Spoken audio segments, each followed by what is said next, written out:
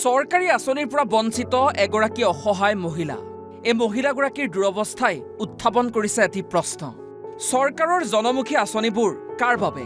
প্ৰকৃত হিতাধিকাৰীক বঞ্চিত কৰি চলে নেকি চৰকাৰী আঁচনিৰ নামত স্বজনতোষণ?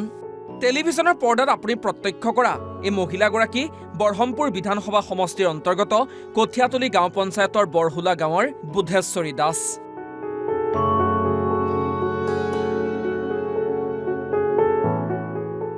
অসহায় বৃদ্ধা মহিলাগৰাকীক এতিয়াও ঢুকি পোৱা নাই কোনো চৰকাৰী আঁচনিয়ে। এটা উৰুকা পজাতেই দিন অতিবাহিত কৰিবলগীয়া হৈছে মহিলাগৰাকীয়ে। পোৱা নাই চৰকাৰী আৱাসগৃহ, নাই বৃদ্ধ পেঞ্চনো। মই একো পোৱা নাই দিয়ক, মিছা কথা কোৱা নাই, আমি একো পোৱা নাই। নাই ঘৰ এতিয়া ঘৰ পোৱা বুঢ়াই বনাই থৈ গৈছিল। বৃদ্ধ পেঞ্চন এবছৰ হ'ল মই পোৱা নাই। আগত পাইছিলোঁ, মই 3 বছৰমান পাইছিলোঁ, তাৰপৰা এতিয়া নাই পোৱা। কিয় পোৱা নাই সুধিছোঁ, বোলে পেঞ্চনটো কাটিছে তাত। মই দুবাৰ গ'লোঁ, যাওঁতে কৈছে আপোনাৰ পইচা এই একাউণ্টত হেৰি 200 টকাহে আছে আৰু পেঞ্চন সোমোৱা নাই। দুদিনমান পূৰ্বে বন্যহস্তীৰ এটা জাকে ভাঙি পেলাইছিল মহিলাগৰাকীৰ বাসগৃহ। কোনোমতে প্ৰাণটো বচাবলৈ সক্ষম হোৱা মহিলাগৰাকীৰ ভঙা ঘৰটো এতিয়াও এনেদৰেই পৰিয়েই ৰৈছে।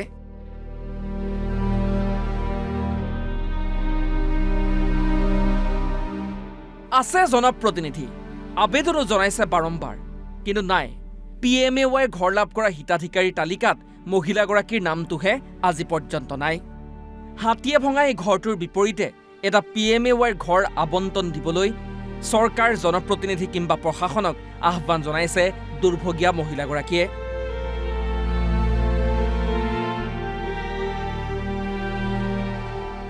এই হাৰ কঁপোৱা জাৰত দিন অতিবাহিত কৰিবলৈ এটা ঘৰৰ খুবেই প্ৰয়োজন দুৰ্ভগীয়া মহিলাগৰাকীৰ। আগৰ সোমবাৰে ভাঙিছে। মই শুই আছোঁ, শুই থাকোঁতে হাতী বাবু আহি এইখিনি সেইটো জংঘলত দিয়ে আহিছে। আহি পেলাই মই শুই থকাত তেতিয়া গম পোৱা নাই এই চুকটো বেৰখন ভাঙিছে, ভাঙি পেলাই সুৰৰ সৈতে ধান খাইছে। এতিয়া আপোনালোকে নমস্কাৰ কৰিছোঁ, কিবা এটা দিয়ক আৰু ভগা বেহা এটা, তেতিয়া থাকিব পাৰিম আৰু। এই ল'ৰাকেইটাক ক'লো বোলে বিহু দিন আহিছে, এই ভগা ঘৰতে থাকিমনে? যিয়ে নহওক পাছৰ কথা তহঁতি বাঁহ কেইটামান কাটি বেৰখনকে বনাই দিছে। মোক এই বেৰ বনাইছে।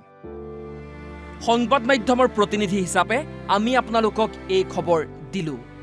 এতিয়া বৰহমপুৰ বিধানসভা সমষ্টিৰ অন্তৰ্গত কঠীয়াতলী গাঁও পঞ্চায়তৰ জনপ্ৰতিনিধিয়ে বৃদ্ধ মহিলাগৰাকীক এটা ঘৰৰ আবণ্টন দিয়ে নে নাই তাৰ ওপৰতো চকু থাকিব অসম লাইভ 24ৰ।